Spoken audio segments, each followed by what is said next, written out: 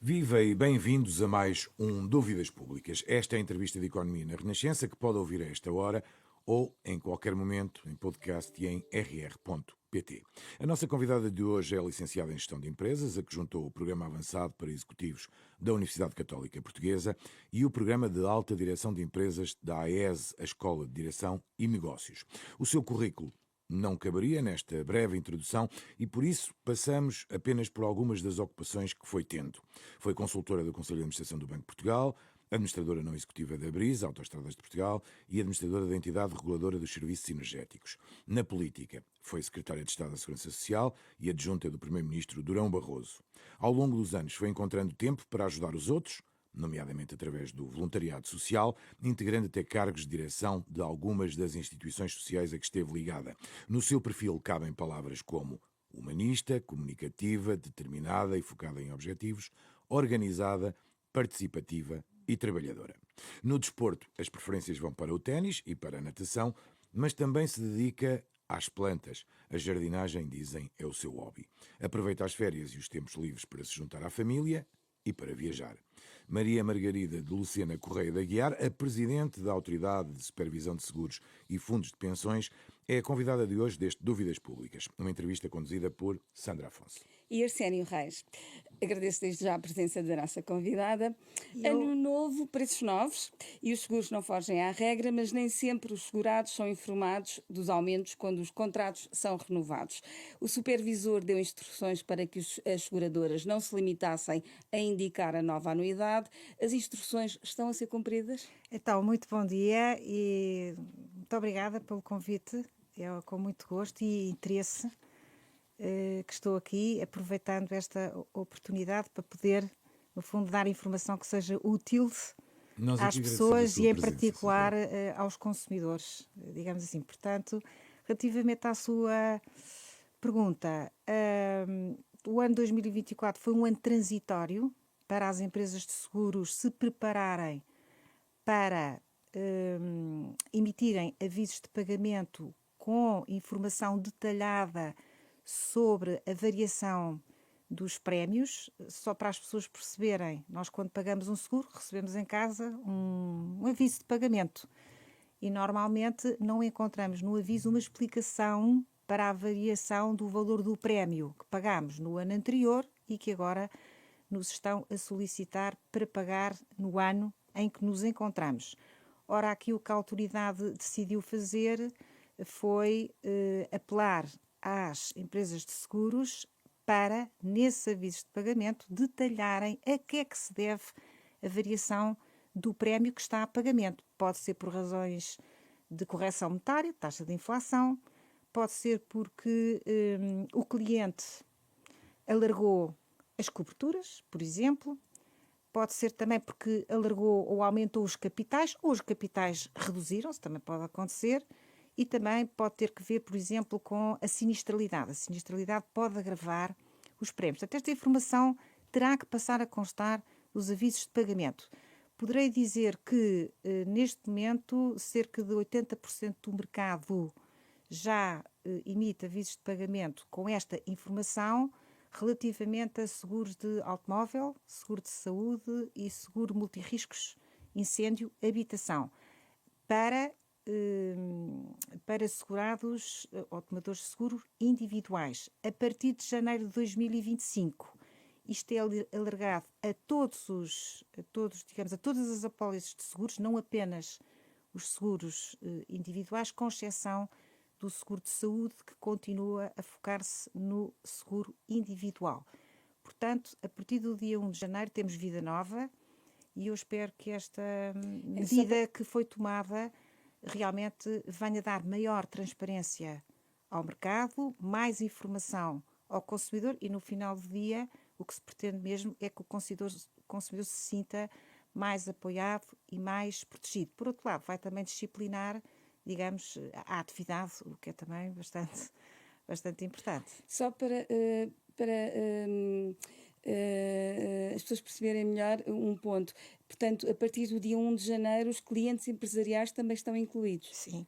As exato, empresas sim. que são tomadoras de seguros? Exato, são todos. Portanto, isto ficará a abranger todos todos os clientes, ou todos os clientes, pronto, digamos assim. Disse que 80% das seguradoras Neste momento, 80% já das estão a levar, seguradoras já estão a praticar esses praticar. princípios. Portanto, foram praticando ao longo de 2024. Foi um período de adaptação e neste E momento... perdoa-me, não é provocação, mas e não são letrinhas pequeninas daquelas que nós às vezes... Não, isto não vai ser com letras pequeninas, isto vai ser com Vai ser uma letras bem... explicação em que, em princípio, qualquer pessoa poderá entender. Qualquer pessoa poderá entender. É digamos, uma informação descodificada e que vai aparecer parcela a parcela e, portanto, muito fácil leitura e compreensão. Penso que um cidadão comum normal conseguirá perceber o que é que vai escrito no aviso de pagamento e o que é que explica a variação do valor do prémio. E neste momento já pode antecipar qual é que deverá ser o aumento dos seguros no próximo ano, médio? Isso não consigo, isso não posso antecipar, não posso criar aí expectativas relativamente a esse... O que se espera é que com a descida da taxa de inflação caminhemos agora para digamos, para um ambiente de atualização de prémios, digamos, com taxas mais baixas, alinhadas com o nível de inflação, o que não aconteceu em 2023 e ainda com impactos em 2024 e em 2022, devido exatamente à subida da taxa de inflação, que evidentemente as empresas, de um modo geral, necessitam de repercutir, muitas vezes não o conseguem fazer pela totalidade, não é verdade? Mas se as taxas de inflação sobem, é natural que os preços também subam. Podem não subir na mesma medida, mas a tendência está lá. Seguindo o seu raciocínio, agora com as taxas com a inflação a descer, a expectativa é de que o aumento dos prémios esteja alinhado com a descida da taxa de inflação. Sendo eventualmente menor do que o que se poderia prever há um tempo atrás. Menor o aumento, não que não exista aumento. Não, aumento certamente que vai existir e eu diria que em princípio estará alinhado com o movimento de descida da taxa de inflação. Não encontramos simuladores no portal do supervisor, ou seja, instrumentos já habituais que há noutros setores. Porque é que não tem este tipo de ferramenta? Não acha que ela poderia, digamos, facilitar a vida aos tomadores de seguros, como se costuma dizer? Sim, poderá facilitar a vida, mas já existem muitos simuladores.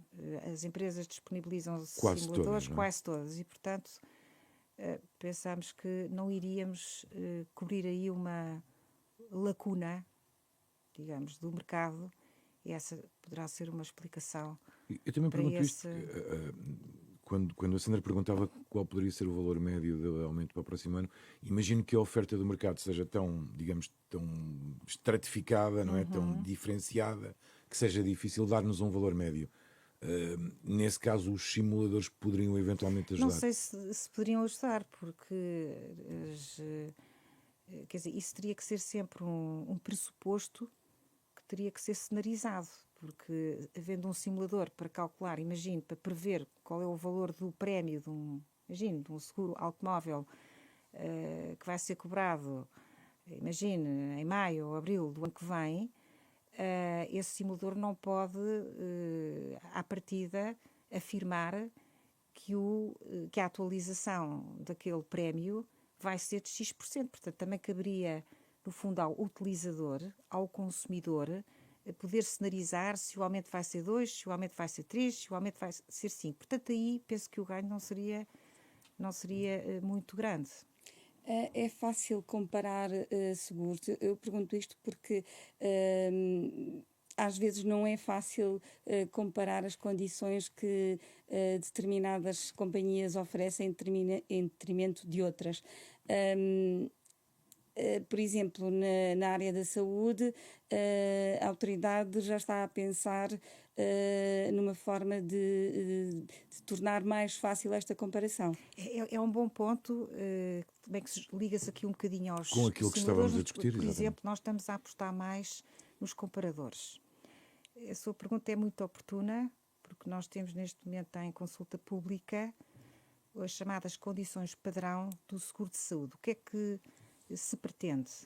O que se pretende com estas condições padrão de seguro de saúde é que as empresas que vendem seguros de saúde adotem um conjunto de condições que vai permitir, conjunto de condições que tem que ver com as coberturas, hospitalização, por exemplo, medicina preventiva, ambulatório, também doenças alargadas mais graves, por exemplo, o cancro ou, por exemplo, doenças cardiovasculares.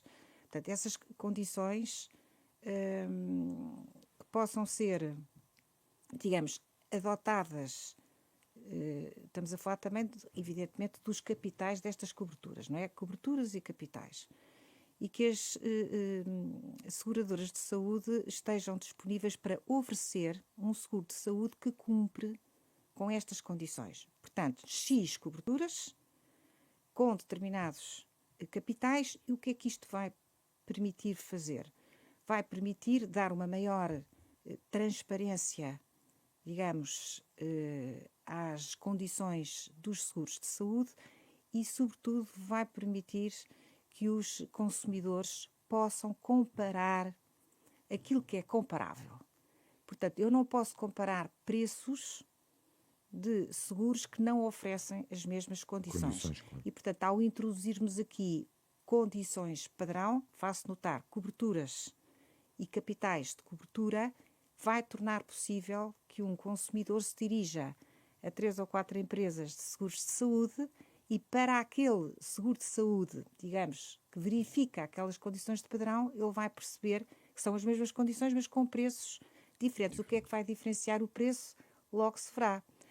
Evidentemente que é também aqui uma preocupação da autoridade que, com estas condições padrão, haja aqui no fundo, ter aqui um efeito de promoção de condições adequadas à proteção da saúde dos consumidores que adquirem seguros de saúde, porque muitas vezes adquirem seguros de saúde cuja proteção é mínima.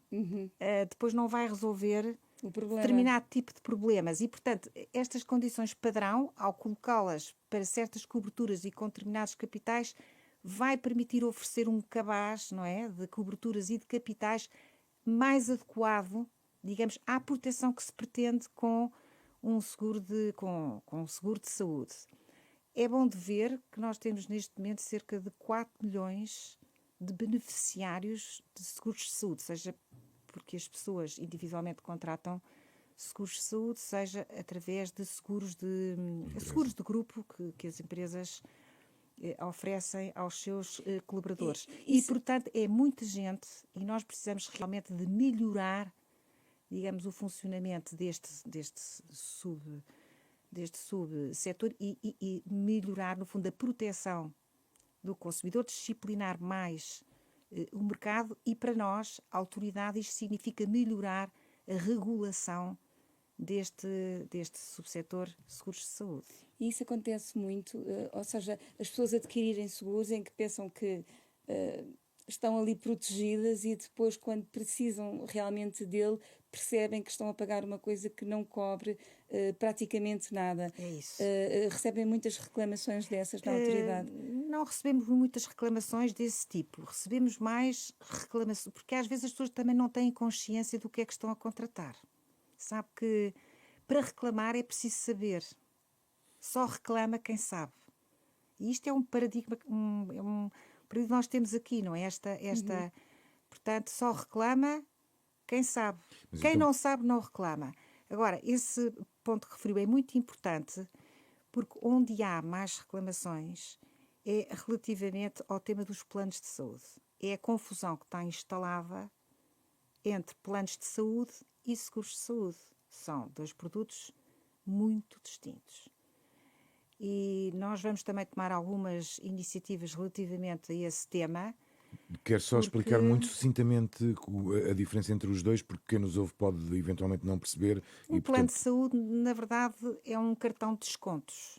Qualquer empresa, não precisa de ser uma empresa de seguros, pode oferecer um cartão para despender com despesas de saúde. Tem uns descontos, enfim, pode gastar com consultas, essencialmente são consultas médicas, não é?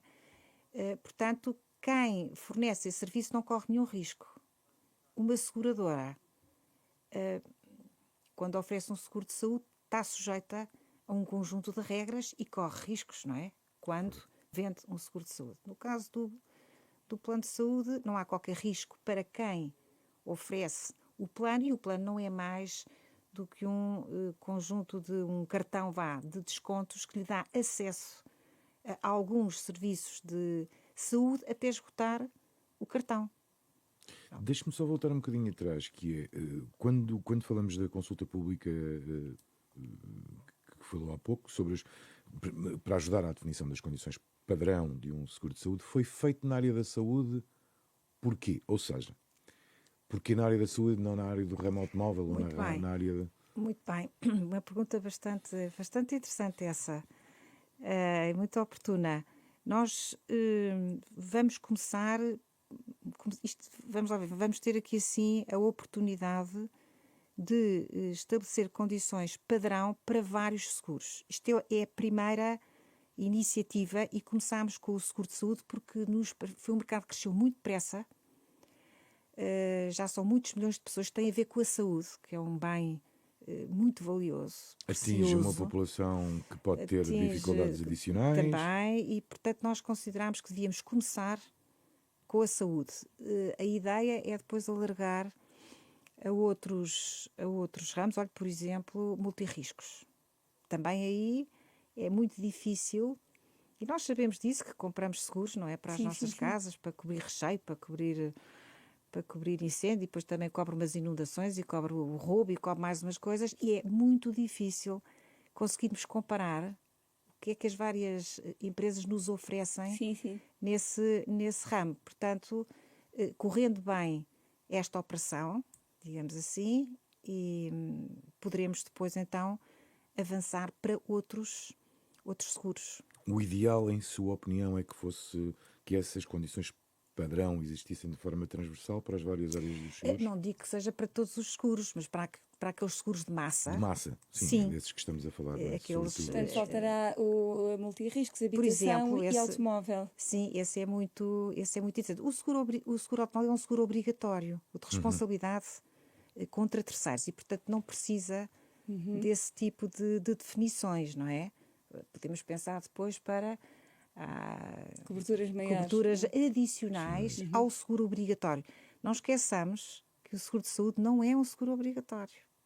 Portanto, há uma liberdade contratual bastante...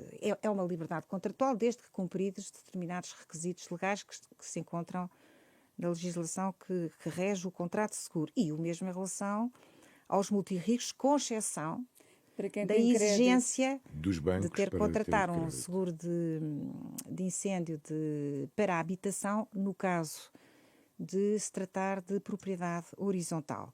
Nem todos os bancos exigem um seguro de incêndio quando concedem crédito para a aquisição de habitação. Portanto, temos aqui estas nuances. Mas sim, acho que o seu ponto é bastante interessante. Muito bem. Ainda é elevada a percentagem de casos no país sem seguro ou qualquer tipo de proteção financeira? Em relação? No geral, em particular nestes casos que estávamos a falar de habitação e por exemplo, também na estrada, onde é obrigatório, mas sabemos que há muitos acidentes em que depois acaba por se perceber que um dos envolvidos não tem seguro. Sim, ainda há uma percentagem apreciável, e qualquer percentagem será sempre apreciável do meu ponto de vista, de viaturas que circulam na via pública sem o seguro obrigatório. Nós temos o Fundo de Garantia Automóvel, penso que conhecem, sim, que é, no fundo, existe justamente para acorrer a danos corporais e patrimoniais provocados por acidentes em que o proprietário da viatura não tem um seguro de responsabilidade civil. Portanto, existe esse fundo e depois tem um direito de regresso, obviamente, não é? Sobre as indemnizações e os apoios que dás. ainda existe alguma percentagem, porque nós temos muitos casos de acidentes na estrada em que se constata que o condutor não tinha, a viatura não tem um seguro de responsabilidade civil. Agora, por exemplo, se quiser passar aqui para o tema do risco sísmico, Sim, também tem que ver com a habitação. Aí, íamos falar disso a seguir. pronto, mas eu pegava aí na sua questão para, no fundo, concretizar, tentar concretizar essa sua preocupação. O que é que nós constatamos no âmbito do trabalho que estamos a fazer neste momento e que vamos entregar ao Governo de criação de um fundo sísmico? Isto implicou vários estudos, vários levantamentos no mercado, e o que nós constatamos é que menos de 20% do parque habitacional tem um seguro para cobrir o risco sísmico. Ora, aqui temos uma situação que nós designamos por protection gap, ou seja, existe aqui um gap muito significativo, sabendo nós que o país, especialmente algumas zonas, não é, do nosso território, enfim, correm riscos, corre risco sísmico elevados, dizem os especialistas. Exatamente. Felizmente não acontece, este risco não se materializa todos os dias, mas quando se materializa pode ter proporções muito significativas. Não ter este seguro, não dispor deste seguro, significa que no caso de um sismo de grandes proporções e não havendo seguro, o que vai acontecer é que as famílias vão ter que resolver os problemas provocados por esse evento através das suas poupanças ou, mais uma vez, através de ajudas governamentais. Portanto, a criação deste fundo sísmico, que foi um pedido feito, aliás, pelo anterior governo, e que é um assunto que tem já muitos anos, não é?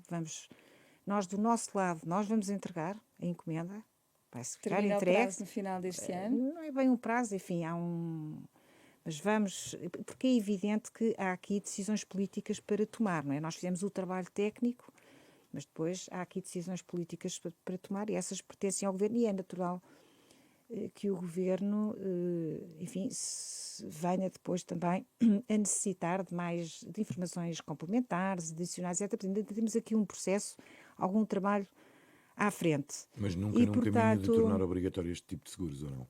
A ideia é tornar o seguro de cobertura de risco sísmico obrigatório. Sim. Okay. E isso poderá acontecer num prazo razoavelmente curto? Isto agora vai depender de decisão política, não é?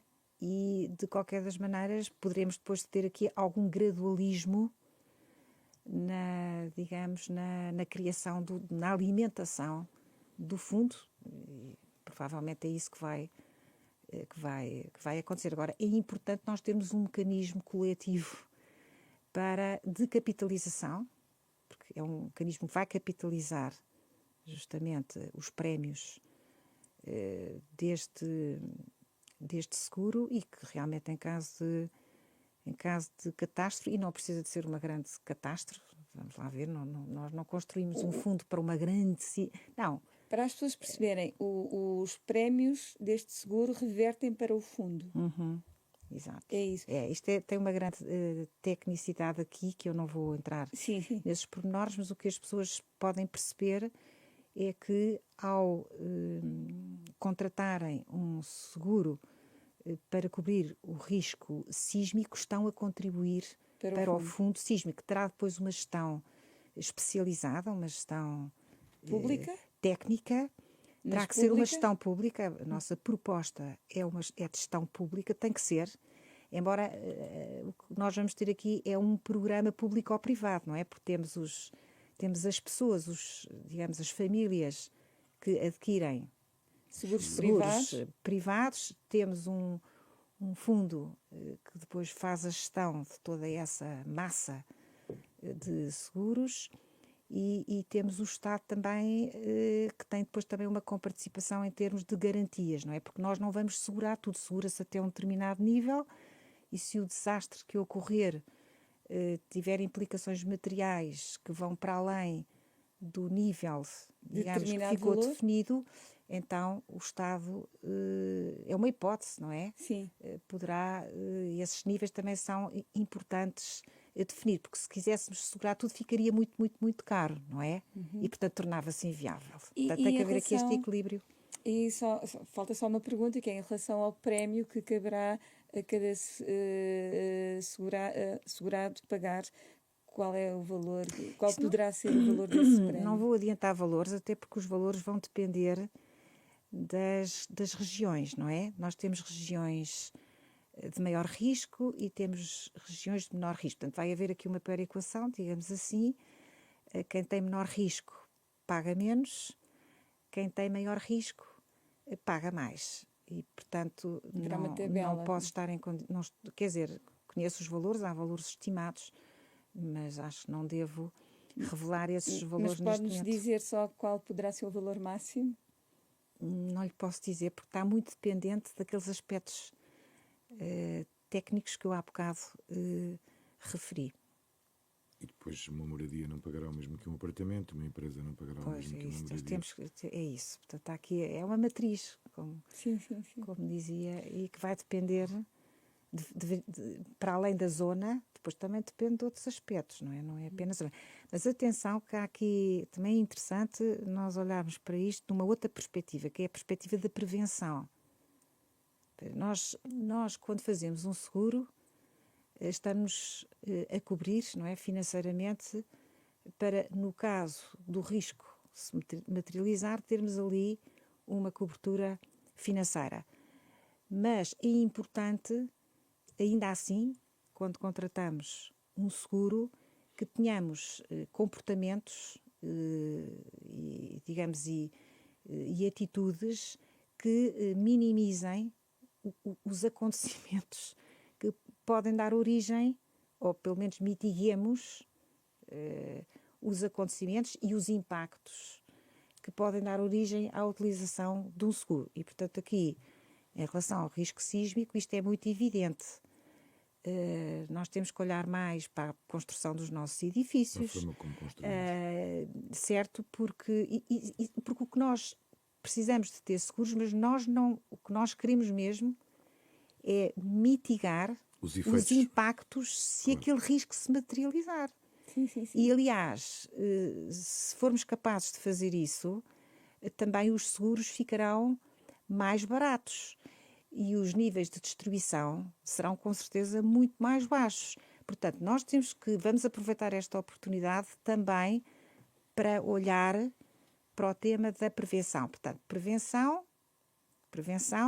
para o risco e seguros para o risco. Portanto, isto é uma balança com dois pratos e, portanto, devemos falar muito de prevenção. E a prevenção depois tem aqui várias dimensões, como é óbvio, dei o exemplo dos edifícios, porque é assim o mais... e vão também ser propostas algumas medidas relativamente a esse tema da prevenção. Já agora, deixa-me só perguntar, quem já tem seguro, porque, como disse, há 20% que já têm seguro contra fenómenos sísmicos. Nestes casos, substituem por este fundo? Não, podem não substituir, é adaptado e até pode ficar mais económico. Okay. Eu diria, vamos ver, não é? Uhum. Mas esses seguros mantêm-se. Depois, na renovação, enfim, sempre que há uma renovação, depois pode ter... É ajustado sempre, ao fundo. Sim. Uhum. A Soutora defende mecanismos coletivos de cobertura e financiamento para quem não consegue adquirir um seguro. É também esta a lógica, ou seja, aproveitando a sua atitude pedagógica, ajude-nos a perceber melhor o que é que isto pode significar? Não, isto pode significar que em áreas onde é muito, difícil oferta suficiente para cobrir riscos, ou em que a procura é uma procura, digamos, curta, para termos aqui, assim, uma cobertura coletiva satisfatória, este tipo de mecanismos são indicados. Por exemplo, esta iniciativa que vamos ter agora do Fundo Sísmico, se correr bem, pode servir para algo idêntico, mas para catástrofes climáticas. O que é que nós vemos? Nós vemos também que há um gap muito significativo de proteção, em termos de seguros, para este tipo de catástrofes climáticas. Estou a falar de incêndios e estou a falar de inundações. E estas catástrofes estão a acontecer com maior frequência, com maior severidade, e nós nem por isso vemos que haja digamos, maior procura, alguma haverá, e também uma oferta adequada, porque estes seguros também têm que ter escala, não é verdade? E, temos aqui problemas de oferta e de procura. E, portanto, este tipo de mecanismos pode ajudar a resolver estes gaps. E são mecanismos público-privados. Público-privados, sim, digamos assim. Para áreas onde Na medida em que o financiamento é feito por privados, não é? Porque são as pessoas que adquirem seguros, mas a gestão tem que ser pública, porque nós estamos aqui a falar de um interesse público e porque o Estado também estará presente, não é? Portanto, penso que... E, aliás, não estamos a falar em nada de novo, no sentido que não vamos inventar a roda. Se nós olharmos para outros países, nós o que constatamos é que há já muitos países, e na Europa, por essa Europa fora, que têm este tipo de mecanismos, especialmente para as catástrofes climáticas, na medida em que nem toda a Europa tem, digamos, um perfil de risco sísmico como tem o Mediterrâneo, não é? E, portanto, podemos sempre inspirar-nos e perceber as experiências e aprender com as experiências que já temos noutros países. E foi um pouco também isso que fomos fazer, não é? Claro. Na criação deste fundo sísmico, vale a pena olhar. Mas no fundo está-nos a dizer que há pouca sensibilidade ainda para esse tipo de catástrofes ou de acidentes. Eu acho que há pouca sensibilidade, mas eu acho que isto está a mudar. Eu noto que... eu penso que a Covid veio trazer... Eu acho que a Covid e estes fenómenos que nós estamos a ver que acontecem à nossa volta, felizmente em Porto Bem tivemos já os incêndios muito graves, também tivemos inundações recentemente em 22 e em Lisboa e depois no Porto em 23. Sim. E as pessoas também estão a perceber que há estes fenómenos que estão a acontecer quase à nossa porta. E tivemos agora em Valência, em Valência, à nossa porta. É pertíssimo. E, portanto, eu acho que as pessoas estão a perceber que é preciso fazer alguma coisa e que os seguros têm aqui um papel fundamental. Acontece que Portugal não tem uma cultura de risco, não é? Portugal não tem cultura de risco. Aliás, se formos ver o nível de penetração dos seguros na nossa economia é relativamente baixo quando comparado com a média europeia ou até com a média da OCDE. Portanto, nós temos campo para crescer. E, portanto, temos que fazer aqui um esforço coletivo para sensibilizar as pessoas, mas eu penso que as pessoas estão mais despertas do que já estiveram, no passado. E eu acho que a Covid fez aqui um clique. Doutora, o tempo é sempre curto. Vamos querer também falar um bocadinho de pensões. Certo. E começando por aí, com o envelhecimento da população, o que eu queria que, no fundo, nos desse a ideia era se nota ou não um aumento da procura das soluções de poupança ou de aforro alternativas à própria reforma. Não. Não se registra esse movimento. Seria prudente? Seria muito prudente, porque o que vai acontecer, e todos os estudos demonstram isso, é que a pensão pública, portanto a pensão que é paga pela Segurança Social, ou melhor, a taxa de substituição da pensão pública tenderá a reduzir-se. Eu lembro que foi feita uma reforma em 2007 e essa reforma vai trazer estes resultados. A reforma foi boa, foi oportuna, foi necessário fazê-la, penso que não foi suficiente. E o que todos os estudos mostram, ainda agora o Aging Report da Comissão Europeia publicado, que há uns meses atrás, mais uma vez confirma uma descida significativa das taxas de substituição, que vão atingir especialmente as gerações mais novas e aquelas que estão a meio da tabela. E, portanto, o que é que isto quer dizer? Quer dizer que a pensão pública continua a ser um pilar importantíssimo, é o pilar fundamental do nosso sistema de segurança social, e a menos que outras medidas sejam tomadas ao nível do sistema público, a menos que o que nós agora devemos fazer, já devíamos estar a fazê-lo há muito tempo, é criar um quadro regulamentar, digamos assim, propício para que as pessoas e as empresas poupem através do segundo pilar e do terceiro pilar. O segundo pilar significa as empresas constituírem fundos de pensões para os seus colaboradores.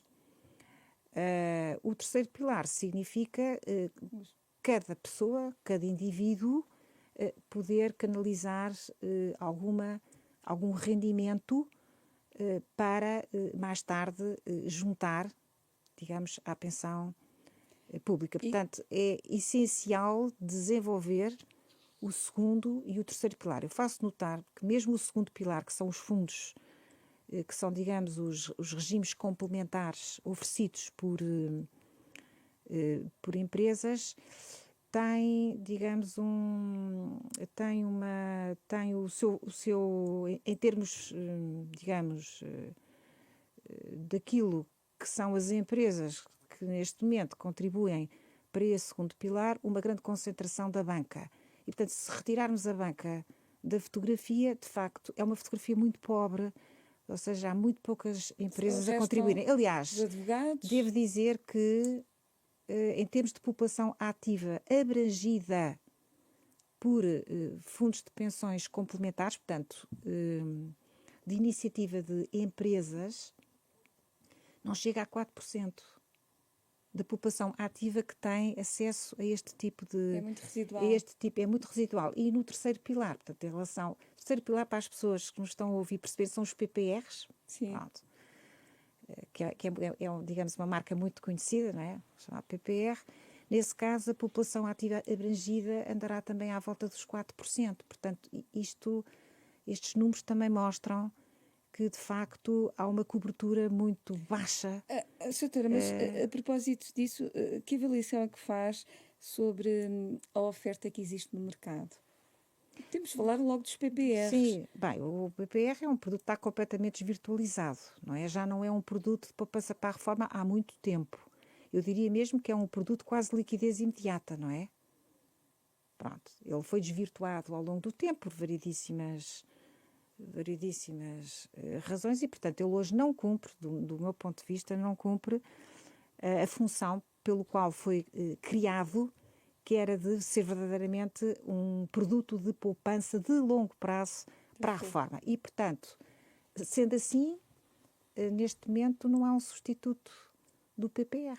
Qual é a alternativa para quem tem esse objetivo? A alternativa, quer dizer, pois podíamos olhar para isto do lado da oferta, também tem que haver aqui ajustamentos de produto.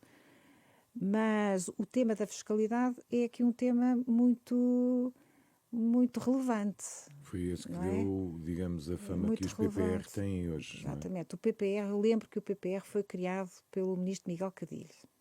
Certo. E ainda há tempos li o preâmbulo daquele decreto-lei e, de facto, ele é criado na convicção de que é necessário criar um produto para todos, que todos simples, que todos percebam, para complementar a pensão pública. E oferecendo uma vantagem fiscal. Que fosse também diluindo, O não é Estado não verdade? deveria ir nesse caminho, numa fase em que nós estamos com os problemas demográficos e de futuro de reforma. Eu não quero entrar no campo das decisões políticas. O que eu posso... Mas deveria ou não haver incentivos, perguntando de outra forma, para que este tipo de soluções aparecessem às Provavelmente pessoas? tem mesmo que haver incentivos, porque o que nós estamos a ver é que estes dois pilares não se desenvolvem. Podem ser E não funcionam incentivos... 4% nos fundos das empresas, que as empresas É uma constituem co- para os seus trabalhadores, é muito, residual, muito, diria ou eu. seja, são muito poucos os trabalhadores que, na verdade, têm Tem. estes regimes complementares. Há uma coisa que eu gostava de dar nota que é a seguinte, que é conhecido. De facto, o mercado e os governos dispõem hoje em dia de uma infraestrutura de regulação e supervisão de confiança, que é credível, que é sustentável e que reside nesta autoridade. E que, portanto, há aqui um pilar, um edifício de competências e de conhecimento que deve ser aproveitado para desenvolver o segundo e terceiro pilar, porque também não é possível desenvolver estes pilares se não tiver, digamos, uma infraestrutura credível Na para base fazer de a tudo isto. regulação e a supervisão. E essa infraestrutura existe, o que já é muito bom. Sim, faltam Foi-se as construindo propostas. ao longo do tempo, não é? Só Pronto, podem portanto, eu acho que o regular esforço aquilo tem que que ser coletivo. Olha, tem que ser, as empresas de seguros têm que redesenhar produtos de poupança para a reforma, o Estado tem que repensar, certamente, as suas políticas públicas e os cidadãos têm que ser mais sensibilizados para a necessidade de poupar. E aí entramos no tema da literacia financeira, que também realmente é um tema. Portanto, isto é mesmo um esforço coletivo, não é? Sim. E devíamos todos estar a convergir, digamos, para esta preocupação e cada um fazendo a sua parte. Portanto, eu acho que há campo para se fazer mais e eu acho que há um sentido, eu diria que há um sentido de urgência. Da nossa parte, a infraestrutura existe. E, portanto, é utilizá-la.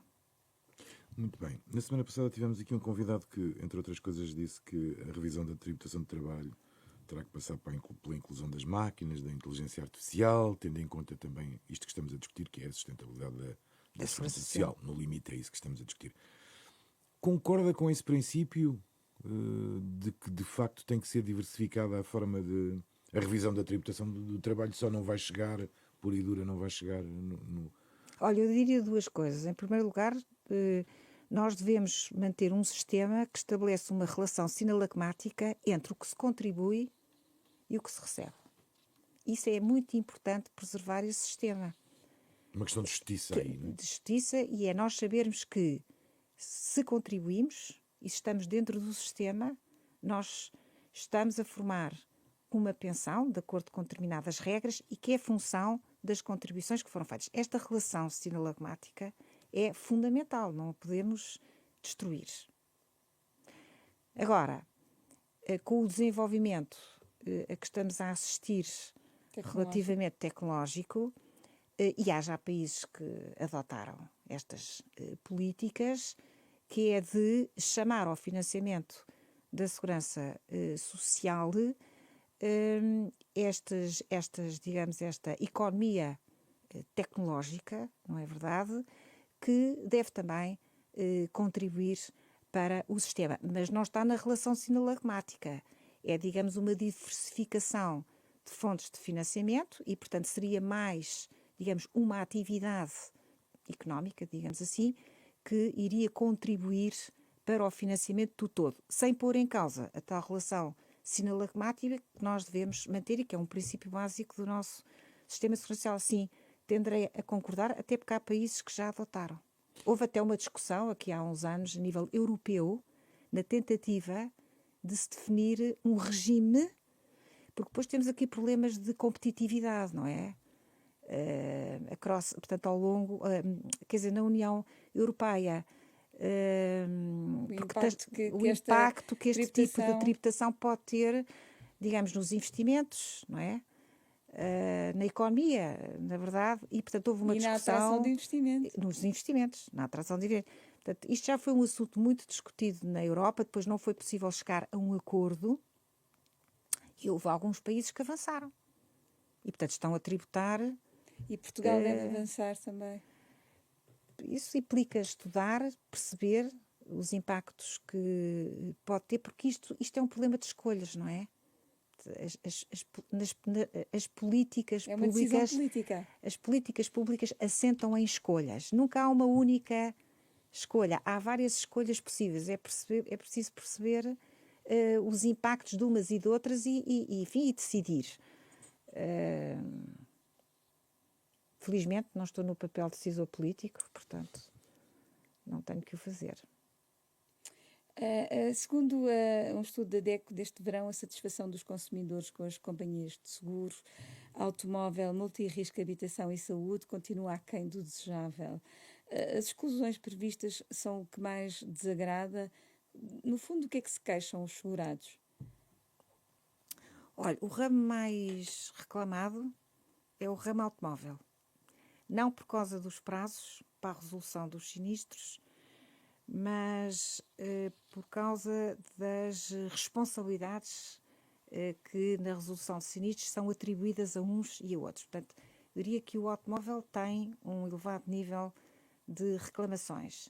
Depois temos também os multirriscos, incêndio, habitação, têm também uma cota bastante elevada de reclamações.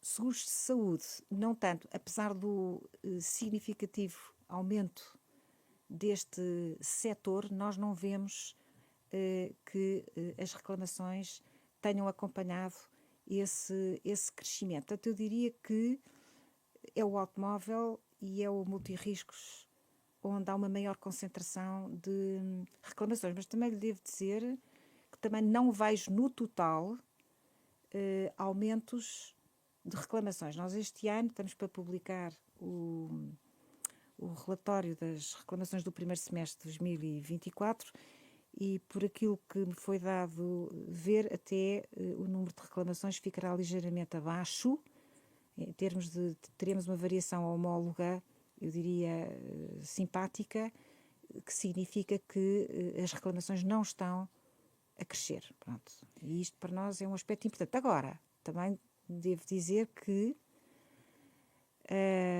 nós temos aqui, isto é um pau de dois bicos, não é? Por um lado não queremos ter reclamações, certo? Não queremos. Claro. Mas por outro lado, não ter reclamações não significa que os consumidores de seguros estejam todos satisfeitos. Se não souberem como é que podem reclamar, se não souberem qual é o nível de satisfação que deveriam ter, se não souberem aquilo que deveriam receber de uma seguradora, também não vão Isso é falta de reclamar. informação ou, enfim, alguma iliteracia Lá está. Portanto, nós por um lado não queremos ter reclamações, mas por outro lado ter reclamações pode não ser Necessariamente mau. porque isso significa, se não forem sempre as mesmas pessoas, há aqui um rolemã e isso também ajuda, sabe que as reclamações são uma base muito importante para o trabalho de supervisão, porque nós através da análise das reclamações nós percebemos o que é que se está a passar. Daí, aqueles exemplos que vimos há bocado, no início, os prazos máximos, as condições padrão, tudo isso, de onde é que resulta? Resulta de uma avaliação que a autoridade, que a ASF faz do mercado. E um input muito importante são as reclamações. Portanto, eu diria, se um dia não houver reclamações, está tudo bem. Então, nessa altura, quase que eu diria que já não é preciso fazer mais nada, não é? E isso não vai acontecer. Portanto, ter algum nível de reclamações ajuda-nos a... Disse que no caso do automóvel não há problema com os prazos de resolução, mas há noutras situações. É mais relacionado com digamos, os valores das indenizações, se quiser, e da distribuição de responsabilidades, porque a distribuição de responsabilidades é que vai determinar o que é pago e o que é que não é pago. Não é? E os prazos de resolução? Esses estão cumpridos. É nos seguros multirrisco e incêndio? Sim, onde há reclamações relacionadas com prazos de resolução de sinistros muito alargados, é nos seguros multirriscos. Isso não acontece no automóvel, porque no automóvel existem prazos máximos de resolução que, aliás, estão na lei. E as empresas, desse ponto de vista, cumprem. E em relação aos prazos de resolução, o regulador quer agora, está a tentar que estes prazos sejam encurtados. Nós o que vamos fazer é, em relação ao seguro multirriscos, incêndio, e está em consulta pública, uma proposta para fixar prazos máximos de resolução de sinistros multirrisco. Prazos curtos. Sei lá, posso dar um exemplo, por exemplo, 4 dias para o primeiro contacto, por exemplo, 20 dias para uma decisão de responsabilidade assumida no caso de incêndio, e acho que são 40 dias, posso estar aqui a 40 dias, prazo máximo para a assunção de responsabilidade no caso de recheio. E a ideia é que entre em vigor quando? A ideia é que, fechada a consulta pública, nós iremos tratar a consulta pública e eu penso que talvez consigamos ter os prazos máximos a funcionar daqui a uns 3 meses. Não quero comprometer, mas admito que seja possível os 3 meses. Nós vamos entrar numa fase mais acelerada. Tem dado muito destaque ao que se chama greenwashing, quando as empresas passam um bocadinho a ideia de que são ambientalmente mais responsáveis do que elas realmente são. Temos motivos para nos preocuparmos com esta questão em Portugal? Não, acho que é um fenómeno, ele existe, essas práticas que no fundo conduzem a vendas desleais, não é? Atrevia-me a pedir-lhe exemplos, se nos quiser dar. Mas nós estamos aqui a falar de produtos financeiros, não é? Okay, nós estamos a falar de produtos financeiros, sei lá, imagina um fundo de pensões que é vendido como sendo um fundo de pensões verde, sustentável e que, portanto, terá que ter uma carteira constituída por ativos. Aqui para os nossos ouvintes, ativos é, digamos, investimentos em empresas. O que é suposto é que se está a vender um fundo de pensões com uma política de investimentos verde, para usar a sua expressão, é que quando vamos ver qual é a composição da carteira daquele fundo de pensões, não tenhamos mais surpresas. Que não tenhamos mais surpresas, que efetivamente estejam lá os percentuais que são, digamos, anunciados relativamente à política que é seguida por aquele fundo de pensões. Isto para dar um exemplo. Quando isso não acontece, estamos a falar de greenwashing, porque está a publicitar e a vender um produto que é amigo do ambiente, quando na verdade, quando formos ver, olharmos para o produto, o que encontramos lá não é uma correspondência daquilo que, enfim, foi vendido. Portanto, isto para dar um exemplo. E tem encontrado muitos casos desses em Portugal? Não temos encontrado muitos casos, até porque o mercado é relativamente, como já vimos, é um mercado relativamente curto. Estamos sim, nós temos um plano de ações de supervisão para assegurar que não há greenwashing. Isso passa pela verificação de uma série de deveres de informação e de constatação de como é que os produtos são vendidos e depois, no caso, por exemplo, do fundo de pensões, pegando no mesmo exemplo, se as carteiras constituídas estão de acordo com os princípios de investimento que foram anunciados. Como diria o povo, anunciados. não vender gato por lebre. Não vender gato por lebre. Portanto, temos um plano de ações de supervisão nesse sentido e que está previsto para 2025, porque o plano de atividades já é público, acelerar essa atividade, criando também expectativas de supervisão mais exigentes, porque temos de estar também numa fase de adaptação, não é? Nós estamos numa fase de adaptação, não é? Todos estes regulamentos são relativamente recentes e, portanto, há aqui uma fase de adaptação. Agora vamos entrar numa fase bem mais exigente, com uma supervisão mais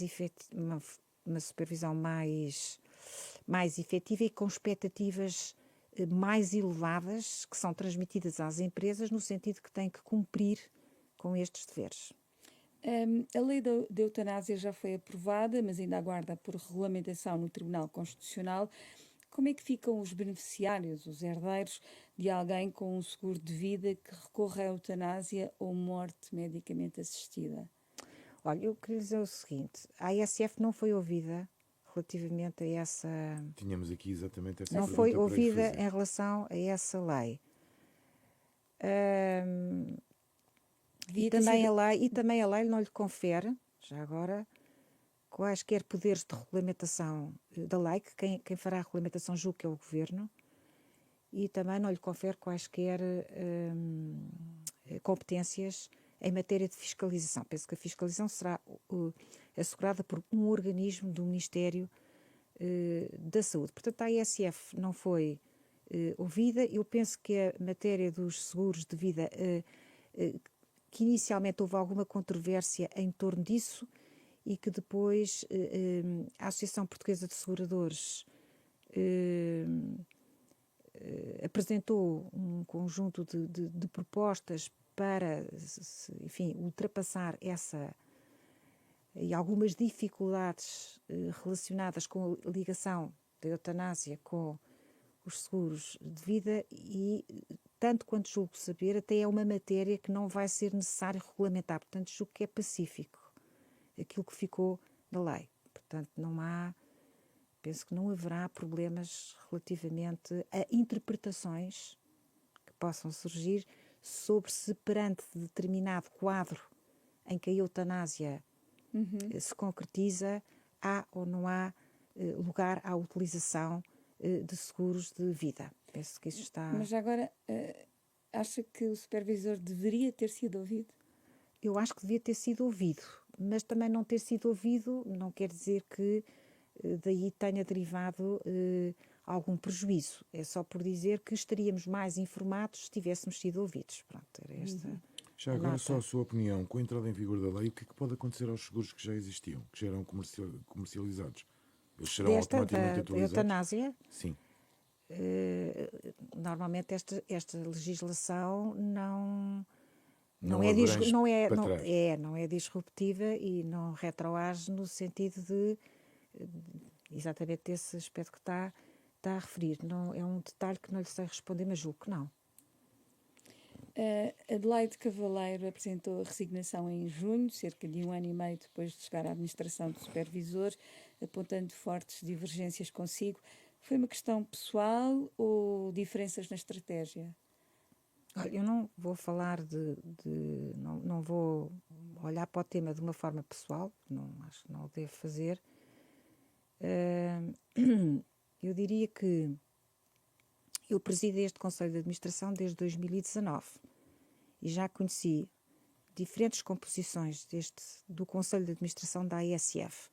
O Conselho de Administração sempre funcionou bem, é coeso, é um Conselho de Administração organizado, participativo, tem o seu funcionamento estabelecido em regulamento, existem regras de funcionamento, há uma distribuição de pelouros, que é importante, portanto, os vários membros do Conselho ocupam-se de determinadas áreas e, portanto, este modelo de funcionamento sempre funcionou bem. Se as pessoas não lhes agrada o modelo, este modelo de funcionamento, que aliás parte dele está vertido nos estatutos, não é uma invenção do Conselho de Administração. Depois temos aqui possibilidades de nos organizarmos de uma forma que seja mais conveniente, mas que não é apenas uma vontade da Presidente. A Presidente é Presidente do Conselho de Administração. O Conselho de Administração é um órgão coletivo que também tem uma palavra a dizer. E, portanto, cabe ao Presidente assegurar que o Conselho de Administração funciona bem, é coeso, é participativo e é isso que eu tenho procurado fazer desde sempre e nunca tive problemas com outros membros do Conselho de Administração.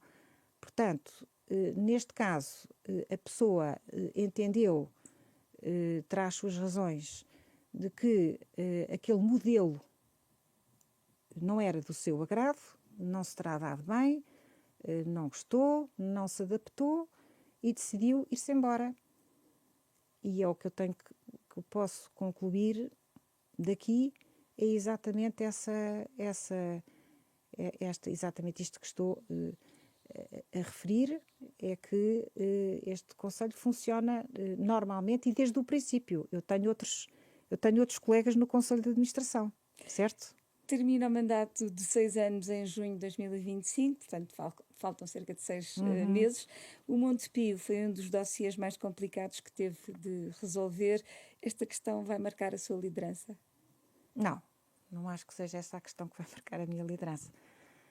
Haverá tempo para fazer um balanço, mas há aspectos bem mais interessantes que irão certamente marcar a minha, Já agora Em quero 30 apontar. a minha Em liderança. 30 segundos, diga-nos um ou dois, só para nós percebermos desses aspectos mais interessantes, digamos assim. Já voltaremos ao Montepio em breve. Olha, a melhoria da qualidade da regulação feita pela ASF, o reforço das competências em matéria de supervisão, a reorganização da gestão da autoridade, a transformação digital da autoridade, isto só para dar 4 aspectos. alguns exemplos. Vamos avançar. Em 2021, chumbou o plano de convergência apresentado pela Montepio Geral, a Associação Mutualista, que é dona do Banco Montepio e das seguradoras Lusitânia. A Associação já tem ou continua sem um plano de adaptação ao regime de atividade seguradora? Não, a Associação Mutualista Montepio Geral não tem um plano de transição aprovado. Portanto, está sem plano de transição. Tem ainda um prazo até 2000? Não, agora Não, agora já não tem. Já não tem. Deveria ter apresentado o seu plano de... Apresentou um plano de transição, mas que não foi aprovado pela ASF. E, portanto, não tendo sido aprovado pela ASF, não está, digamos, a cumprir com um plano de transição chancelado. E que riscos corre por não cumprir esse plano, só para percebermos? Em que sentido? O que é que pode, no fundo... porque este período de transição... O período de transição tinha 12 anos. 12 anos, exato. E, portanto, esse período está a decorrer, mas sem um plano de transição aprovado e que esteja a ser implementado, tendo em vista, no final, o quê? E isso Que a não- associação, isso no não- final do período, tivesse um regime de solvência semelhante às restantes seguradoras. àquilo que é aplicado às empresas de seguros. Portanto, não havendo um plano de transição, essa convergência não se está a fazer. Não se estando a fazer, a Associação Mutualista deveria estar a ser penalizada. Ou não? Bom, isso é uma matéria que nós não somos supervisores Ainda. destas associações e destas eram duas em particular que deveriam ter os seus planos de transição e, Mas portanto, serão, não sendo... só para as pessoas também perceberem, serão supervisores de pleno direito a partir de 2030. Porque não existe um plano de transição que se tenha cumprido, certo? Então, Sim. certo? Então como é que se sai desta Impasse. quadratura do círculo? Não, agora há aqui uma decisão política para tomar, não é verdade? Porque se a lei determina que determinadas associações mutualistas têm que ter um plano de transição, plano esse com uma duração de 12 anos com vista à convergência para o regime de solvência das empresas de seguros, se a lei determina e se de facto essa regra, essa norma não está a ser cumprida, então tem que haver aqui uma decisão política. Que pode passar por... A decisão não é da ASF. Não, naturalmente, mas... Nós, quando supervisionamos, tomamos decisões, obviamente, mas não é o caso aqui, não é? Mas essa decisão política pode passar por que tipo de saída, digamos, para este...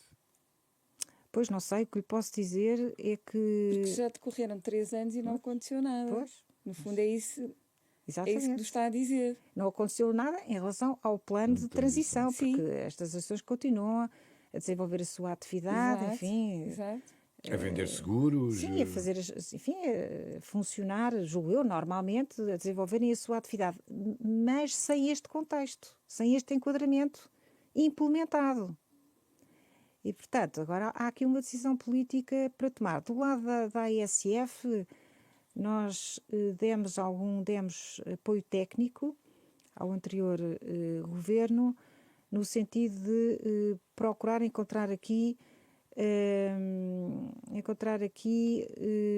fazer aqui uma revisão aos termos do que poderá ser um plano de transição, para ajudar a que o plano de transição possa ser aprovado.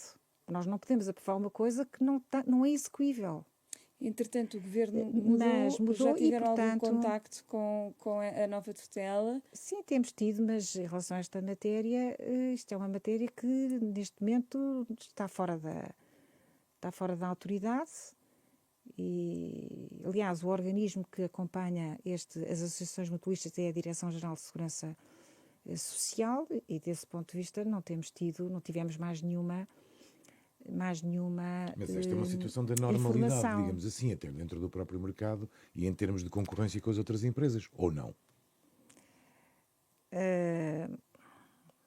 Eu acho que o importante aqui é que estas entidades que, no fundo, vendem produtos financeiros similares aos seguros, que estejam sujeitas às mesmas regras de supervisão prudencial e comportamental, não esquecer que essa supervisão também é muito importante, tendo sempre presente o interesse de proteção dos consumidores, neste caso dos investidores, que são os associados, digamos assim, das associações. E esse é que deve ser o nosso grande objetivo, é que estes regimes de solvência, o que é que visam? Visam conferir às seguradoras uma robustez financeira para poderem funcionar e, ao mesmo tempo, protegendo os interesses dos consumidores, dos clientes das empresas. E, portanto,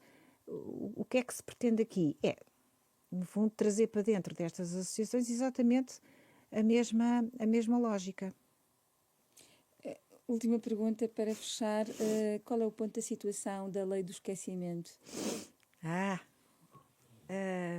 Então, quanto à lei do esquecimento, na parte que diz respeito à ASF, nós vamos publicar até ao final do ano uma norma regulamentar que regulamenta a lei naquilo que diz respeito a matérias que são da competência da ASF. E que matérias são essas? Tem que ver com a criação de um regime que garanta que as pessoas têm condições e informação suficiente e necessária para poderem exercer o seu direito no caso de situações de risco agravado de saúde ou deficiência. E também uma outra preocupação, que é de criar também um conjunto de regras que terão que ser cumpridas pelas empresas de seguros, claro está, que dá garantias de que não haverá práticas discriminatórias relativamente a pessoas com situação de risco agravado de saúde ou deficiência. Isto é o que compete à ASF fazer. Esta norma que vai ser publicada até ao final do ano teve em consulta pública, que há uns meses atrás foi tratada, enfim, incorporando contributos, sugestões, etc., fazendo várias ponderações e, portanto, da nossa parte, a lei ficará regulamentada. E pode entrar em vigor? A lei já entrou em vigor, simplesmente às vezes não entra plenamente, porque se falta a regulamentação, há ali qualquer coisa que ainda falta fazer, mas faltará ainda agora alguma regulamentação que compete ao Governo fazer. Okay. Mas que julgo que também está a ser tratado. Portanto, penso que com esta regulamentação ficamos com a lei plenamente em vigor e do lado das empresas de seguros, que, enfim, que têm trabalhado no sentido de aplicar a lei. O que não pode haver aqui é interpretações diversas e tem que haver regras muito claras, e especialmente, voltamos àquele tema das pessoas estarem informadas.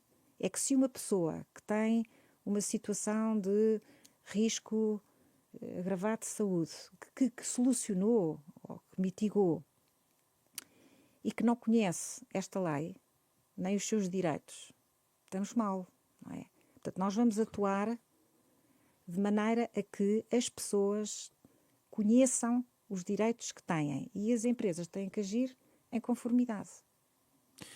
Estamos mesmo no final da entrevista. Nunca terminamos sem pedir aos nossos convidados que escolham uma música que tenha de alguma forma marcado a sua vida ou de que gostem particularmente.